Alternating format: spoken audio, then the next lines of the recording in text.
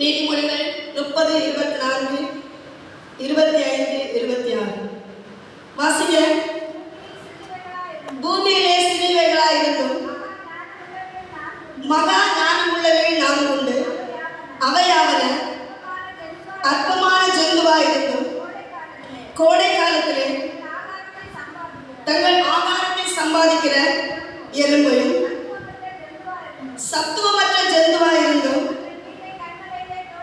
தங்கள் வீட்டை கண்மலையிலே தோண்டி வைக்கும் குழி முசல்களும்.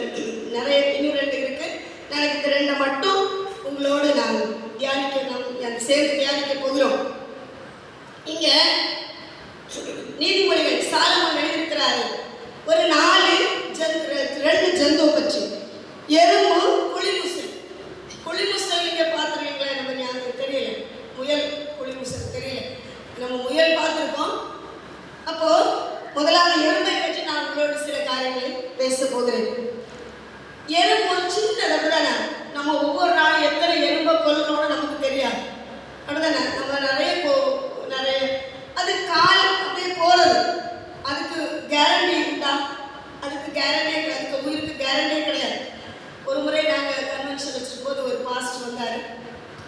அவர் பாட்டு பாடிட்டு நல்ல பாடினார். அப்போது ஜாய்ஸ் டீச்சர் அந்த காம்பவுண்டில் அவருக்கு ஒரு கிட்னி இல்லை.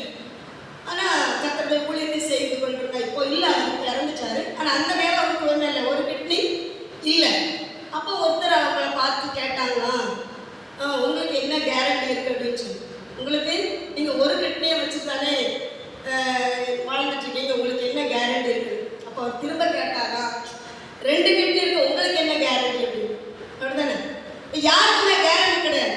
நம்ம யாருக்குமே என்ன இல்லை, கேரண்டி இல்லை. எப்போ என்ன எங்கே என்ன நடக்கும் தெரியாது. ஆண்டவருக்கு எல்லாம் தெரியும். அங்கே எருசலேமில் என்னாச்சு, எல்லாம் ரெடி ஆயிடுச்சு. வேதத்தின்படி சிவப்பு கடாரி என்ன செய்யணும், பலி செலுத்தணும். அதுக்குரிய ட்ரையல் பார்த்தாச்சு. ட்ரையல்னா என்னது?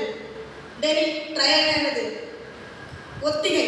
இப்போ சினிமா நாடகம்லாம் போடுறது ஒத்திகை பார்ப்பாங்க இல்லையா? ஒத்திகை பார்ப்பாங்க, ட்ரையல். அதுக்குரிய ட்ரையல் பார்த்தாச்சு. அப்படின்னா அதுக்கு ஸ்டேஜ் கட்டி ஒரு கடாரி வச்சு அதை பலி செலுத்தி அதை எரித்து சாம்பலை கொண்டு அதை ஈசோப்பு தண்ணியில் முக்கி அந்த தண்ணியை எல்லாம் அந்த பிரீஸ்ட் மேலே தெளிக்கணும். அப்படி தெளித்த பிறகுதான் என்ன செய்வாங்களா, எருசலேம் தேவாலயம் கட்ட ஆரம்பிப்பாங்க. அப்போ இப்போ என்னாச்சு, இடையில சிவப்பு கடாரி ரெடி ஆகிட்டுன்னு சொல்லி போட்டிருந்தாங்க. நமக்கு செய்தி தான், மீதியெல்லாம் ஆண்டுக்கு தான் தெரியும். நம்ம செய்தி பார்க்குறோம், சொல்கிறோம், அவ்வளோதான்.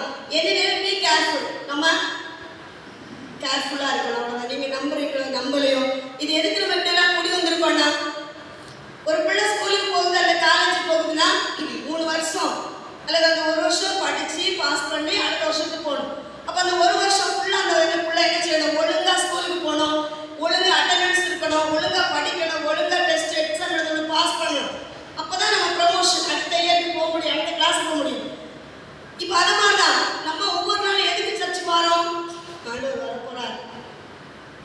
ஒன்னே ஒன்று சொல்கிறேன், இது எதுக்குன்னா ஏசுநாதன் வர போகிறார். 2000 வருஷத்துக்கு முன்னாடி இப்படிதான் என்ன செய்கிறாங்க, சொல்லிட்டு இருக்காங்க. ஒரு நாள் ஏசு வரல, அது அப்படி இல்லை.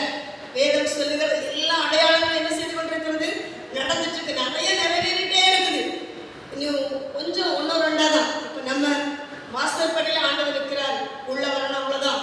அதனால நீங்களும் நானும் இப்போ ரெடியாக இருக்கணும். யாரும் பரிசுத்தமான இல்லை, யாரும் பர்ஃபெக்ட் இல்லை. நம்ம என்ன செய்ய, ஒவ்வொரு நாளும் ரட்சிக்கப்பட்டு கொண்டே இருக்க வேண்டும். அதுக்கு தான் ஒவ்வொரு நாளும் ஆலயத்துக்கு வாங்கன்னு சொல்றது.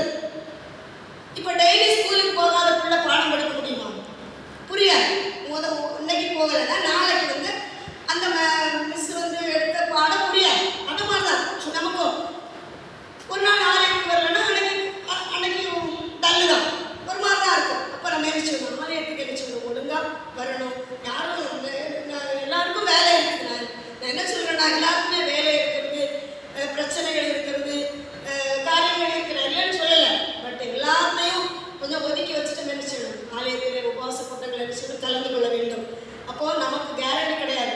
ஏசப்பா சீக்கிரம் வர போகிறாரு, ஒழுங்காக ஆலயத்துக்கு வரணும், ரட்சிக்கப்படணும், ஞானஸ்நானம் எடுக்கணும், அபிஷேகத்தை பெற்றுக்கொள்ள வேண்டும். ஒவ்வொரு நாளும் நாம் இந்த உலகத்தை எதிர்த்து வாழ்வதற்கு நமக்கு என்ன செய்ய வேண்டும், அபிஷேகம் வேண்டும்.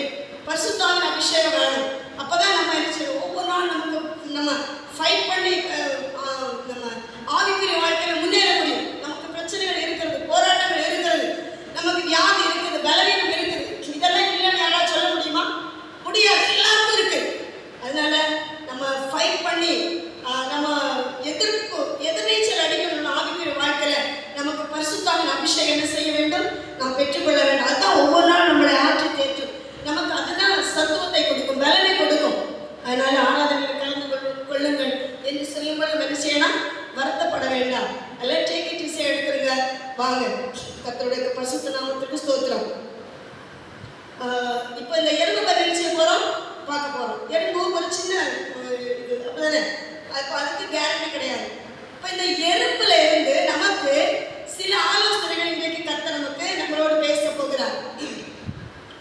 நம்ம எனக்கா நீங்கள் யோசித்து பார்த்துருக்கீங்களா? ஒருவேளை இந்த வசனத்தை நீங்கள் நிறைய நாள் வாசித்திருக்கலாம், ஆனால் எனக்காவது இந்த எறும்பு பற்றி நீங்கள் யோசித்திருக்கீங்களா? இங்கே என்ன சொல்லுதுன்னா,